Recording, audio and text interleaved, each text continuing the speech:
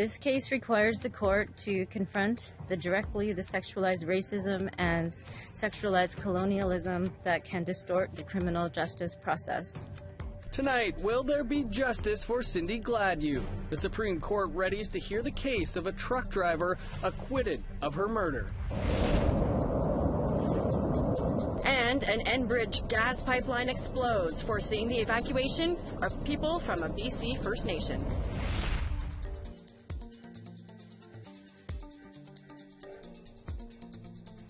Good evening, I'm Dennis Ward. And I'm Melissa Ridgen. Tomorrow, the case of Cindy Gladue will go before the Supreme Court. Gladue is the Cree mother who died in Edmonton motel room. Ontario truck driver Bradley Barton was acquitted by a jury of the killing, even though he admitted he did so, saying she died during what he called consensual rough sex. The Crown appealed and a new trial was ordered. The Supreme Court will decide whether Barton will once again be tried for her death. The original trial raised a lot of questions about racism and whether justice in Canada is truly blind. Today, 5 organizations who have standing at the Supreme Court hearing held a news conference to explain why they want to have their say. Mackenzie Jordan is part of the Women's Equality and Liberty Coalition. She's also with the Aboriginal Women's Action Network. Here is some of what she had to say today in Ottawa. The expertise of Indigenous women must be recognized to ensure that the criminal justice system will hear cases involving such crimes in a manner that is not tainted by racism, sexism, and colonialism. We must dispel the damaging and discriminatory myths about men's prostitution of women and of Indigenous women in particular. Some of these myths are: indoor prostitution is safe. Women in prostitution enjoy what is being done to them. That it is an engagement of mutual sexual pleasure with the men who buy them. As well, the discriminatory myths that Indigenous women invite, enjoy, and deserve the harms that the men inflict on them, that construct Indigenous women as available for men's sexual use. We must reject all of these. This case requires the court to confront directly the sexualized racism and sexualized colonialism that can distort the criminal justice process. We want justice for Cindy Gladue. We want her voice to be heard. So I come as an Indigenous woman demanding justice for her, her family, and all Indigenous women in Canada. APTN reporter Justin Brake is following this through the Supreme Court. He joins me now from Ottawa with the latest. So let's talk a little bit about why this case reached the Supreme Court and what's going to be heard there tomorrow. Well, last year the Alberta Court of Appeal overturned a decision from the provincial court that found Bradley Barton not guilty of first-degree murder and manslaughter in the death of Cindy Gladue. Now, the defense is appealing that decision, and that's what brings it to the Supreme Court of Canada. We've been hearing over the last few days in the lead up to tomorrow's hearings that, again, repeating the sentiments echoed throughout this entire case in recent years, that it's a significant one for Indigenous people in Canada. Critics say that it's emblematic or symbolic of the lack of justice Indigenous people get in Canada's justice system. During the trial, Cindy Gladue's part of her preserved corpse was brought into the courtroom as evidence. In their decision, the Alberta Court of Appeal judges said that the repeated references to Gladue as a prostitute and as a Native woman may have tainted the jury's decision-making. The jury, by the way, 11-person jury, consisted of 9 men, and 2 women, none of them Indigenous to our knowledge. This is another big criticism of what people are saying is a flawed and failed legal process. There was also problems with the judge's charge to the jury, the orders to the jury before they set out to deliberate as well, and that was the foundation of this appeal, one of the elements of the foundations of this appeal. There's many organizations that are intervening in the case, arguing there's a lot at stake. Can you explain some of the big concerns that they have? Yeah, there's 16 interveners, and we heard from a few of them today who had a press conference on Parliament Hill. It's a coalition of women's organizations who want to see sex work completely criminalized and outlawed in Canada. And they say the case of Cindy Gladue is a perfect example of even when sex work happens indoors as opposed to on the street, and when there's a screener, somebody arranging a client, it still puts women at risk. The notable part of what they said today, this coalition of groups, is that in looking at the issue of consent, which is another huge factor in this case, it should be, women's backgrounds, people's backgrounds in general should be considered in terms of, in the context of Indigenous women, the ongoing impacts of colonization and other factors that put women in vulnerable positions where they may feel the need to sell their bodies for money. There's also the point of, can you consent to something that ultimately leads to your death? She didn't consent to be killed, and I know that'll come up here. What happens next? Well, the hearing is tomorrow at the Supreme Court of Canada, and then it's going to be a months-long wait, but ultimately it will determine whether or not there is another trial, whether Bradley Barton has to go on trial again for first-degree murder or manslaughter. And advocates and people pushing for this, including the Crown, they feel that there could be very likely be a very different outcome. And I've spoken with several Indigenous people, onlookers to this case, saying that in the bigger scheme of things, in the context of there being other high-profile cases recently, like Tina Fontaine and Colton Bushy, where you have a white person who effectively kills an Indigenous person and is found not guilty, this case could play into that wider narrative of the growing sense of injustice for Indigenous people in Canada as well. Well, we will be watching as this all unfolds. Thank you for joining us. Thank you. And we'll have more background to the Cindy Gladue story coming up later in the show. In British Columbia last night, an Enbridge pipeline ruptured and caused a huge explosion just outside of Prince George. This cell phone video shows a 200-foot-high fireball over the burst pipe. The explosion occurred just 1 kilometer from Ledletne First Nation. Over 100 people were evacuated, but most have now returned home. The Enbridge pipeline carries natural gas to the Pacific Northwest. Fire is now out and the line has been shut down. The cause is still under investigation. The question I have about is the existing infrastructure and the integrity of all the pipelines in British Columbia. This portion of pipeline was built in the mid-70s. They're looking at the history of that section of pipeline that either hasn't been replaced or what's the maintenance of that pipeline. A deeper look into the Cindy Gladue case that's now before the Supreme Court. That's coming up after a short break, but first here's a look at tomorrow's weather forecast.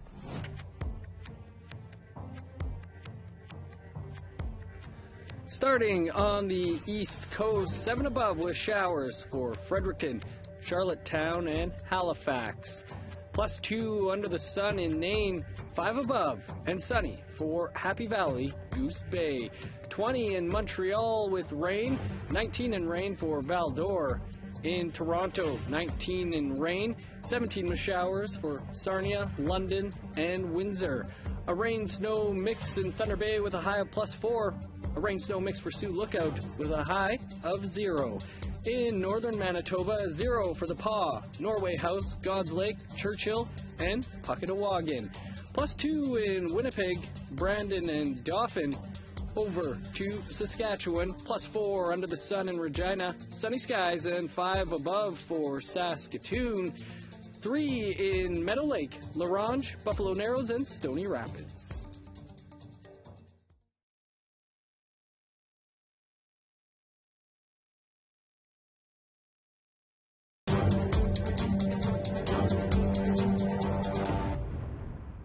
Welcome back. The Cindy Gladue case drew headlines across Turtle Island, from outrage that her most private body part was cut out and displayed in court, to fury over the acquittal of the man who said rough sex accidentally killed her. An Alberta Court of Appeal slammed the trial and demanded a new one. As we've told you, it will be heard by the Supreme Court. Here's a look at a story done by APTN Investigates last October.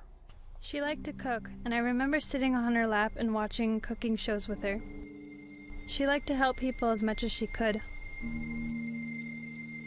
Me and my sisters were close to my mom. We told her everything. I miss her so much. My mother had an amazing heart. I miss her so much.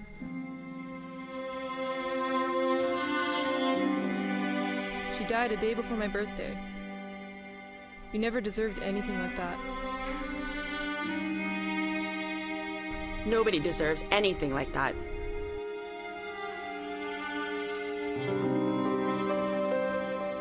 Alone, slowly bleeding to death in a dingy Edmonton hotel bathtub, while the man who did this to you sleeps on the other side of a thin wall.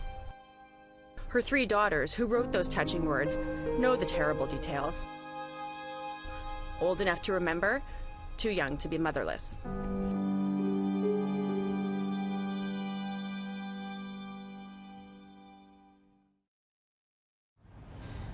It was June 20th, 2011, and Cindy Gladue's boyfriend at the time was here at Lucky's Lounge, where he met a long-haul truck driver named Bradley Barton. Barton had said that he wanted to be with a woman. So the boyfriend went home, got Cindy, brought her back here, introduced the two. She emerged a short time later with $60 and came back to meet him again the next day. Cindy's struggles with alcohol and crack cocaine compelled her to sell her body. She was to make another $60 off Barton. They met in the lounge. That's them there at the top of the screen. The server brings them drinks. They had many more before leaving. Here they are heading to his hotel room. Barton asked a co-worker, this man, if he wanted in on the action. The man declined. So Barton and Cindy went to his room. Walking in here at 12:42 a.m. on June 21st, 2011 was the last time she was seen alive. Edmonton 911 emergency for police, fire, or ambulance? Police, please. And what's the emergency? It's a long story. I woke up. There's a girl in my bathroom friggin' covered in blood. Okay, so she needs an ambulance then, sir? I don't know. I haven't touched her. She came in. I was in a hotel. And we were all partying that. And she came back and had a shower, and I fell asleep on my bed. And I woke up this morning. She's laying in a tub with blood all over the place. Barton was patched over to police dispatch. Do you know if she's breathing or anything? I didn't even want to touch her. I just poked her in her stomach a couple times today. Wake up! What are you doing? Yeah. What's going on? And she's covered in blood? Yeah, like the tub's covered in blood and everything. Oh. Okay. An autopsy showed the Cree mother, daughter, and friend died of a horrific injury, revealing an 11-centimeter slice inside her vagina. She slowly bled to death. During one of the police interviews in the days to follow, Barton was told the surveillance footage shows he lied to 911. Barton eventually admitted he did know the woman who died in his bathtub, but he insisted he didn't know what killed her. It was an act of God, he said. Barton was charged with first-degree murder. Tony Blake covered the 2015 trial for the Edmonton Sun. If someone kills someone while committing a sexual assault, which was what the Crown's allegation, it's first-degree murder. The Crown asserted that Barton intended to kill her by inserting a sharp object inside her vagina, or the burly 6'4" trucker intended to harm her using extreme penetrating force, possibly just with his hand, seen here in a police outline. Edmonton police had found a bloody towel that Barton disposed of outside the hotel, but not a murder weapon. The defense said that's because there wasn't one. The two had consensual rough sex and she accidentally died, so there was no murder. Naomi Sayers is an articling student who followed the trial. In the past, she has advocated for sex trade workers and used to blog at Quay Today. When I hear the name Cindy Gladue, I have this frustration growing inside my stomach every time I talk about her. Not talk about her, but I talk about the case.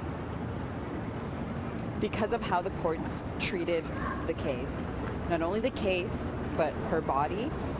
Courts have also determined that someone with a blood alcohol content as high as Cindy's cannot legally form consent. Her blood alcohol was 340, more than 4 times the legal driving limit, and in the range of what can be fatal alcohol poisoning.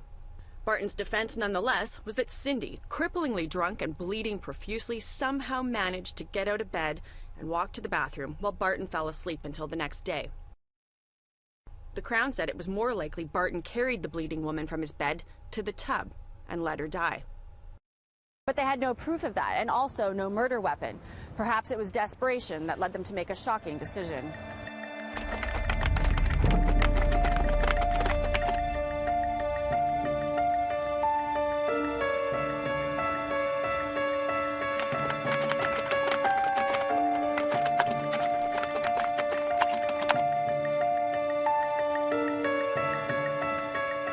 As I reported at the time, it was believed to be the first time that such an exhibit was used in a murder case in Canada. The Crown's expert was arguing that force was used and there was a tear inside the vagina, so he wanted to be able to demonstrate that. And the defense had their own expert, and she was, obviously had a different opinion, but she used the exhibit as well. Muriel Venn is president of Edmonton's Institute for the Advancement of Aboriginal Women, a group that advocated for Cindy and her family throughout the trial. Of all the things that happened, that was done by the Crown, which is even worse because they calculated it. If she hadn't been Aboriginal, they would never have done that. They've never dared to do that. I don't know how that decision was made, but it was a wrong decision. Something went wrong in a room somewhere, and nobody said, we need to not do this, and we need to think of a better way. But her most intimate body part being paraded through a courtroom was not the final indignity. An Ontario trucker has been set free by a jury in Edmonton after being found not guilty of first-degree murder in the death of an Indigenous woman working in the sex trade. Horrific in the sense of what the Crown prosecutors did and the jury did in acquitting this man who had killed her. Reaction was swift. Protests are being held across the country today. About 1,000 people took to the streets of Edmonton. Cindy Gladue's name should not be ever forgotten. Well, we called it our breaking point because this just spread like wildfire. This protest in Iqaluit was like the protests happening all over the country. The way she was treated and the verdict of the case is a symptom of systemic racism that needs to be addressed in our country. In Winnipeg, a winter storm rolled in as the crowd formed. Some felt the weather was an indication of what they say is the cold-heartedness of the judicial system and the way Canada is treating Indigenous women. You know, with its verdict of an acquittal, sent a message to Indigenous women and to sex workers that their lives are not valued. You know, it's basically sending a message of impunity, that it is okay to kill an Indigenous woman or to kill a sex worker and walk away free. The outrage was what people like Venn had been waiting for. We're amazed and surprised and so happy about that because finally the word was getting out that we've been trying to articulate all these years. After the protest, people began scrutinizing the trial. How could this have happened? Police had found Barton's laptop contained violent pornographic images. The judge in the case had deemed it inadmissible, so the jury never got to know that. And there was other things the jury didn't hear as well. I felt based on what I heard, and I have to add that I heard some things that the jury didn't hear to do with his conduct, that'd be Bradley Barton, sort of after the killing. And I felt that maybe, I wasn't sure that I believed his story, put it that way. Then there was the way Cindy was repeatedly referred to in court. There were a lot of references to the victim being Native and a sex trade worker, and we don't know, but I mean that could have swayed the jury, some of the jurors in any direction based on the fact that she was there and doing what she was doing. It could have negated consent, even though that's legally wrong. And the judge's instructions to the jury. Jury charges are difficult at the best of times, and when a homicide's involved and the judge is trying to explain, you can come in with a not guilty verdict, you can have first-degree conviction, or conviction of first-degree murder, manslaughter. It's very, very complicated, and myself, I would be just like one of the members of the jury. Maybe I had a little more experience in the courtroom, but Even lawyers, I would suggest, would be confused by these charges. They take hours and they're hundreds of pages long. All of this was enough for the Crown Attorney to go to the Court of Appeal seeking a new trial. Well, it's time for us to take another quick break.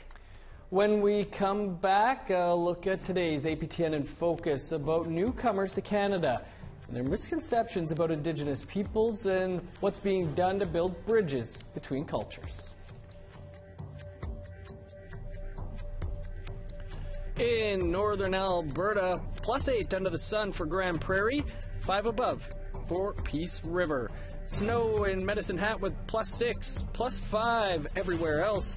On the west coast, 15 in Campbell River and Vancouver, sunny, and 14 for Victoria. +5 for Fort Nelson, +5 and snow for Dease Lake. In the Yukon, 5 above under sunny skies in Beaver Creek, snow and 0 for Mayo. In NWT, snow and 6 for Fort Liard and Trout Lake, snow and 0 for Wrigley. -9 in Sax Harbor, -4 in Polituck, 3 below for Colville Lake. 0 in Arviette, -3 in Baker Lake and Cambridge Bay. -6 for Clyde River and Pangertung, -5 for Resolute.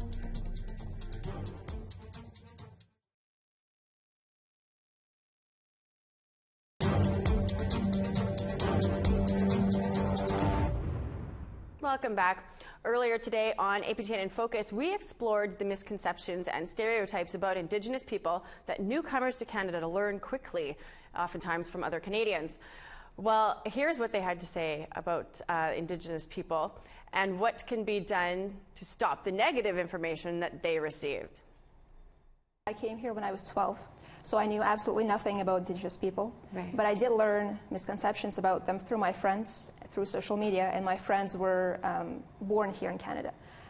So my perception of Indigenous people was, for quite a while, was very negative. Mm-hmm. And it took me a while to realize and to learn that things that they were teaching me were not correct. Like, you need a personal story to understand and to learn. Just like listening to the histories and like without the face is different. So when some of my friends encounter me and like say something that they shouldn't have said about an Aboriginal, like the Indigenous people as a whole, I'm like, okay, so my friend, you know, and I mentioned the name of my friend who's Indigenous, like, so is she like that? And no. Okay, and how about this friend? Is she like that? Mm-hmm. No. There's no much information available for newcomers to learn about the Indigenous people of this land, mm-hmm. and to learn about their cultures and their diversity that exists within the community of the Indigenous people. Mm-hmm. And therefore, it is essential to create an orientation toolkit to educate newcomers from the start and to prevent stereotypes, misconception, and debunk myths, mm-hmm. and replace them with factual facts on the ground. You can find the full episode of today's In Focus on our website, aptnnews.ca. I'm Melissa Ridgen. Have a great night. And I'm Dennis Ward. Have a great night. We'll see you back here tomorrow.